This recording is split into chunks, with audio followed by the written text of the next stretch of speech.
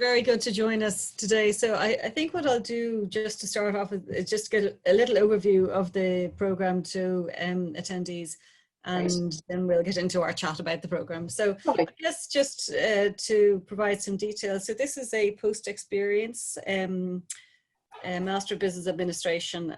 What that means is that it is for people who are somewhat into their career already. So we're looking for people who have at least 7 years work experience and probably at least 3 years management experience.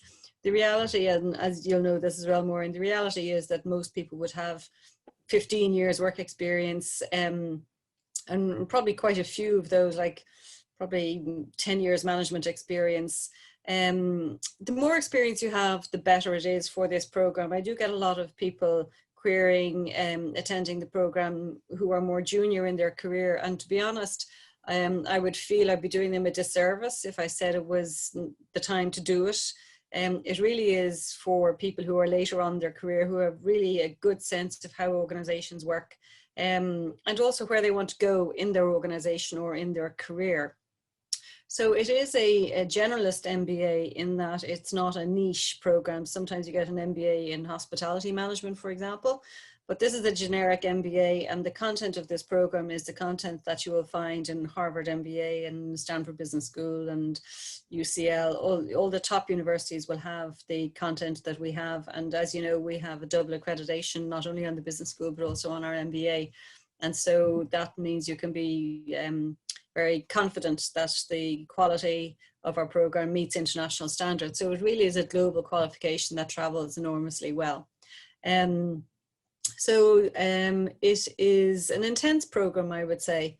I do think the biggest piece of information I'd give people is to make sure it's the right time for them. And I don't just necessarily mean the right time in their career, but actually the right time in your personal life. It does require dedicated time. There's no question about that. And like everything, the more you put into it, the more you get out of it. But it certainly is not something that can be done bolted on to everything else. Something has got to be cleared from the diary. And so that's why your personal circumstances are really important, such that you have that support. So the class meets on a Thursday from 2 until 9. So obviously this academic year, we have been doing that remotely. And obviously we follow public health guidelines as to where we end up in the new academic year, hopefully back on campus, but we have to wait and see. It's a small class. We only take 30 people into the class, and the reason for that is to accommodate good discussion, because our purpose on this is to maximize the learning and the expertise of everybody in the room. And so that's not just the professors at the top of the room. And so we really, there's a big onus, let's say, on participants in the program to contribute to the class discussion. And you can't do that if it's a big class. And so that's why we keep the class small. And we also, over the course of the selecting candidates, consider the backgrounds of people and making sure that we have as wide as possible a capture of different sectors, different areas of work, so different industries, really to make it a rich learning environment, rather than have everybody with a finance background or an engineering background or whatever. Most people who do the MBA tend to have a technical degree to start off with, in that they maybe do engineering or they're scientists, or we've had Gardaí, we've had army personnel, we've had doctors. So most people have a technical undergraduate degree and realize that in order to proceed in their career, they need that management insight. And so, so that's really the cherry on the bun, you could say, of a person's career. They've established themselves technically so far, but recognize in order to proceed, it's the management and organizational oversight really that's going to make that difference. And so hence they do an MBA. And so that explains why they come from so many different backgrounds. And we like to encourage that every year. So Maureen, I'm going to, let's have a chat about, I guess, your experience, your experience in the program, and maybe starting off with why you even kind of considered doing an MBA. Well, I always remember actually writing that down when I was thinking about it. And I think that's the first step, because you really do need to think about it. And you touched on it there, Malone. It's not something that it's over a cup of coffee with somebody for a 10-minute conversation and it sounds like a really great thing to do. It is an amazing commitment that you need to make, but it's something you need to give serious consideration to. Mm-hmm. So when I was thinking about it, truthfully, I had no idea what an executive MBA was. It was suggested to me. I was the head of fraud and security in AIR at the time. So I was there for 16 years in the telecommunications industry. I was managing a team of 7 to 8 people, and I was on this kind of Future of the Leaders program, whereby I was getting involved in various different strategic projects that had nothing to do directly with my job and role per se, but it was very much at that strategic level, understanding what the company was doing to realize the vision of the company. And I found that really interesting. And obviously AIR and some of my mentors in AIR saw an opportunity or saw in me that I was suitable to even be considered for it. And that's how I thought about it. So I spoke to people about it. I visited some guest lectures and I kind of educated myself on what would be involved, but I had absolutely no idea what was going to come.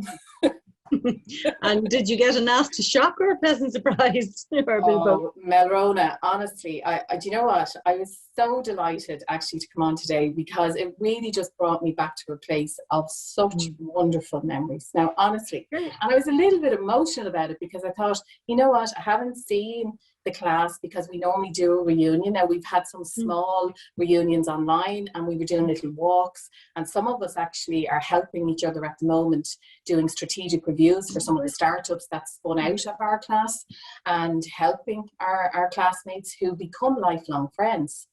And you spoke there about the rich learning and the experience and the diversity. I mean, I can't think of a sector or a specific area of expertise that we didn't have, even within the 30 people. And listening to what they lived through their experiences. And some were at very senior executive positions already, and others were on that journey where they really weren't sure, which I was one of. I didn't have an ambition to be a director, shall we say, of something in AIR. I had reached the top of my mountain in terms of the function that I was heading up. And I had no idea what the future even looked like, or even considered what it would look like. So, okay, and so did the MBA help clarify that for you, or how has the MBA brought you to where you are now, do you think? So what happened, Melrona, for me, and there was 2 things. The first one was, it was the most amazing journey of self-discovery. So I learned an unbelievable amount of who I was. Yeah, because that's a big thing on our program. You know, we really emphasize that. Yeah, so I don't know if you ever heard Professor Brian Levy saying that if you leave the program the same person you are when you joined, then we have failed. Absolutely. You know, we intend it to be a really transformative experience. And so personal leadership development is an enormous part of that. And it kind of, like, some people will have a coach already, you know, and will be somewhat into the kind of self-development space. But if not, we kick it off, and that continues forevermore, you know. So it's great to hear that you identify that as a key takeaway, because it certainly is a major objective of ours. Yeah. Well, I think it was the most important one, because that, for me, that literally, it gave me the courage. I came in and I had a little bit of imposter syndrome. I had a little bit, I don't know if I'm going to be able to take on this work. I had studied previously, but I had never taken on a master's. But I was excited, but yet I was a bit anxious at the same time. So learning about yourself, learning about your own leadership style, learning about your own blind spots, getting other people to do that perception of you, how they see you, and learn from that. So you're doing that continuously. This is not a one-off event. Throughout the whole program. And this is what I would say to anybody that's considering doing it. Bring your whole self to the program. Be vulnerable, but being vulnerable is being courageous. So if you're vulnerable, and because I spent about 6 months, I was a little bit sheepish. I wouldn't say I was shy, but I I didn't put my hand up. I didn't ask enough questions. And that's on reflection, I can see that. So I would be encouraging anybody who is thinking about the program that is maybe doubting themselves, just do it. Because I cannot speak, and I've said it a million times, it just transformed the way that I do things, but most importantly, just my awareness of who I am. Brilliant. And then obviously you take that with you everywhere you go. So where, like, did the MBA have an effect on the career change, or, you know, how has it did, Rona. Yeah. Unbelievably, I founded a business during my MBA. So you had time for that? I had time for that. But you know what was wonderful about it was that every single assignment, every single thing I did, excuse me, I was like a sponge. So I was listening, I was learning, I was applying every assignment that I did to the concept. You know, I mean, it was a concept in the MBA, which is now the consultancy firm that I run today called I Trust Ethics. Fantastic. And I always remember even going in and we were learning about the importance of purpose and business models, and even when you're forming a business, we had a wonderful entrepreneur module, a column where you get to do what's called the lean canvas, and that was the canvas. I still have that canvas where I was putting down my business idea, who I was going to target it, what problem we were going to solve, and then you got the rich learning because you were able to give it back to the class, and the class are only too willing to challenge you, and it's really safe environment for you to learn. Yes, exactly. I think I think that's a major component, and I think it's especially continues beyond the program, such that the participants nearly have 29 sounding boards. Safe sounding boards who are going to be tough on them and challenge them, but will do that with a good intention, you know. So there's no kind of risk, I guess, and there's no risk in relation to feeling you know, that you do yourself down or you destroy your reputation just by asking questions or by, you know, fronting up on the fact that you don't know answers to things, you know. So yeah, brilliant. Absolutely. And I think what your MBA classmates do as well, it's a little bit like the skill you get. Like I was saying to you, there were two things. So obviously my own self-awareness, but secondly, it is that ability to think critically. So even within the class, you could see as we were maturing, our questions were more thoughtful. They were more meaningful. We were starting to analyze better. We were starting to problem solve better.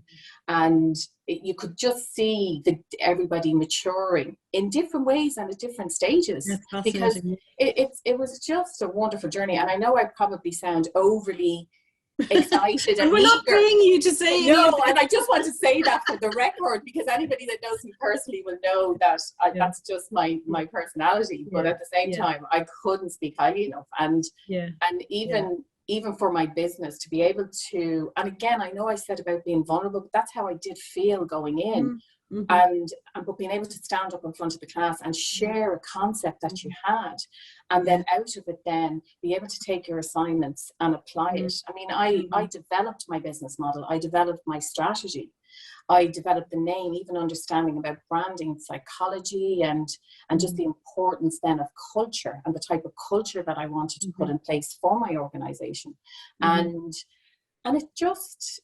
it really just gave me that extra confidence, not only just to say, I'm going to try this. I'm going to try this and see what happens. And if it works, it'll great. Yeah, amazing. It did. And I think something that's important as well is that it is an intimidating environment. You know, people who come on an MBA are serious operators. You know, there's no messing. Absolutely. Nobody is there just to kind of pass the time. And so there is this kind of demanding, achievement-oriented dynamic in the classroom, and we celebrate that.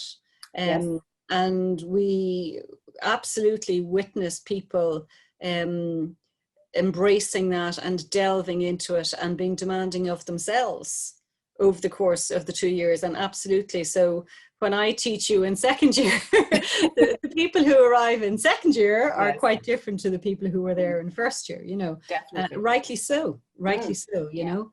And so tell me, what advice would you have for anybody doing this MBA? I think the advice would be, I don't know who was that said it, but I think it might have been Desmond Tutu, is there's only one way to eat an elephant.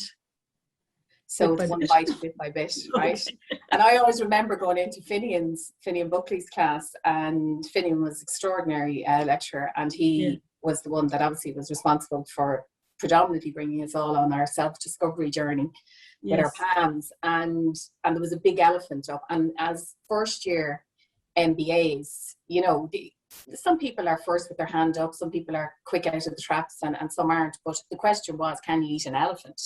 And of course, some people are just sitting back going, is this a trick question, or what is it? But really, it was a metaphor. And I suppose that's the advice that I would give. At times, it will seem very daunting, very overwhelming. It's like a tsunami of information coming from you. And it's like there is a bit of a fog, and then the fog starts to lift as the time goes on, and things become much, much more clear. And you start to understand that it's actually a tapestry. And I suppose it all starts to knit together. And when you see that happening, it's like an awakening. It's unbelievable. And I can say that with clarity now. If you'd asked me that in year 1 or year 2, I couldn't see the wood for the trees. But over time then, it did start to get clearer. And just your ability to be able to distill so much information and understand what the important components of what it is that you're analysing. So my advice to people would be to, if you're thinking about doing it, just do it. Bring your whole self to the programme. And I think that is key, Marona. I really do, because if I'd have known, I suppose, coming out the other side of it, I would have done that from day one. And that had nothing got to do. And the lecturers and professors, go to them. They're only too willing to help. Your classmates are only too willing to share. And you're learning from their successes. And then you're also learning from, I suppose, not necessarily the failures, but the things that didn't go so right. And that's where you're getting these nuggets of information and insights that are factual. And then your ability then to use that and apply it in your own work. So there's a lot of talk about you get a return on investment if your employer is supporting you. Yes, you absolutely do, because a number of your assignments you can apply to your organisation, which is wonderful. But I wouldn't underestimate the return on yourself. And I know I keep emphasising that, but really, that was the important part. And if you go in with that open mind, then I think you will absolutely succeed, and you will genuinely have friends for life. We're all helping each other through COVID. And desperate times for us all. Would you think, so as I was saying at the beginning, it's a post-experience MBA. So some MBAs, you know, will take 20-something-year-olds, you know, fresh out of undergrad. We don't do that. Would you say that, and so we stipulate a number of years work experience and management experience. So experience at, you know, with significant responsibilities, budgetary responsibilities and decision-making latitude, that type of thing. And so we also, along with that, we specify an undergraduate degree. Now, we have on occasion taken people who don't have an undergraduate degree, but may have something like 25 years work experience. And so there are pathways to access the program if you don't fit the normal criteria, and they're done on a case-by-case basis. But would you say that there is anything that a student needs to have before doing an MBA? Is there, so we identify education and certainly management experience. Would you say there's anything that students should be thinking to have in their kit bag in addition to that? In addition to those components before doing this? In addition to the management experience and a form of education, I think students need to have the right attitude. Okay. So coming into the program, not necessarily from an academic point of view, but from the point of view that they have that attitude of that, you know, working hard. Being aware that this is like you touched on it earlier, this is a huge commitment. There will be choices that you will need to make. There were choices about whether, you know, I was going to a funeral, a wedding, a christening, and I think definitely I think definitely the management and having some sort of education helps, but their overall attitude as to really thinking long and hard about their level of commitment and the support that they will need, and because it's huge. It will be all consuming. It will be all consuming, but absolutely worth it. Yeah, and it's so funny when the second years finish at the end of semester 2 and second year, they wonder, what am I going to do with myself? You know, we have that. Yeah, absolutely. Yes. You know, it completely takes over your life. You know, well, I'd say like, you know, not 365, and there are busier times and there are quieter times, but you know, during the semester it is full on. There's no question about that.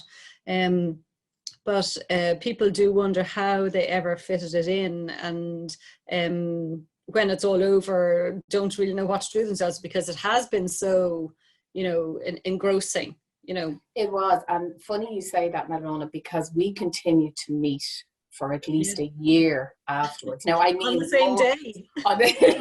Some on the same day, but we were meeting for lunches, we were meeting for calls.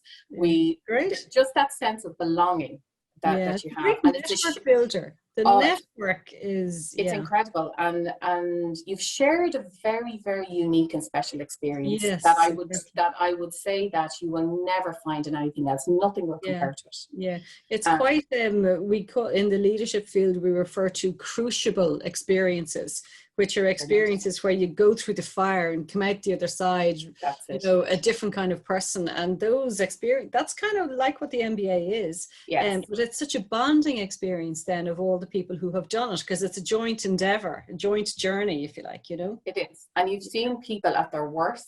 Now you will, like people really, you're put under such demand, and it's such a pressurizing environment, but then that's where your team comes in and your classmates come in, and really, you know, there's opportunities there where you can lift people at certain times and support at certain times. So that's really important as well, because you're building that trust as you go along, and that's a trust that will stay there forever.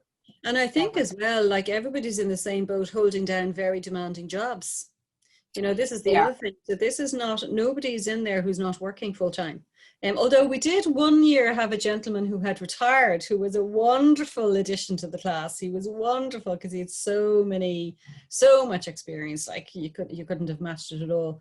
But we do have, like, everybody's in the same boat, under pressure for work and all the rest. So that's an added kind of glue, you could say. It is, and you mentioned it earlier, it's a highly competitive environment.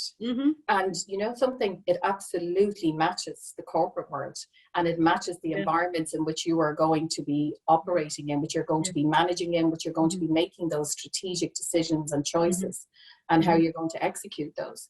So it very much is relatable to the environments that you will be working in, because obviously the higher you go up in the organization, the greater the responsibility, the more important the decision making is that you're going to contribute to. And that ability to be able to think critically, that ability to be able to have an evidence-based approach to how you're making that decision. And I suppose I can't even give you the steps of my process, but it is anchored in, you know, the first question is, where's the data, where's the evidence, where's the research? Great. Perfect. Exactly. Yes. I assume it is helping your own business, I trust, fly. It is, Madrona. We're doing extraordinarily well now. We work in a very complex regulatory environment, and our purpose is to do the right thing the right way for the right reason. And that's what the business modeling did. I think it was Michael Porter, it was the creating shared value business model. Do good, do something and tackle something in society, and do well, so make profit. And I'm very fortunate to run a business where I can do both. Is that wonderful? Well, congratulations. Thank you very much, Madrona. You are a shining example. I thought this was wonderful, and thank you for everything.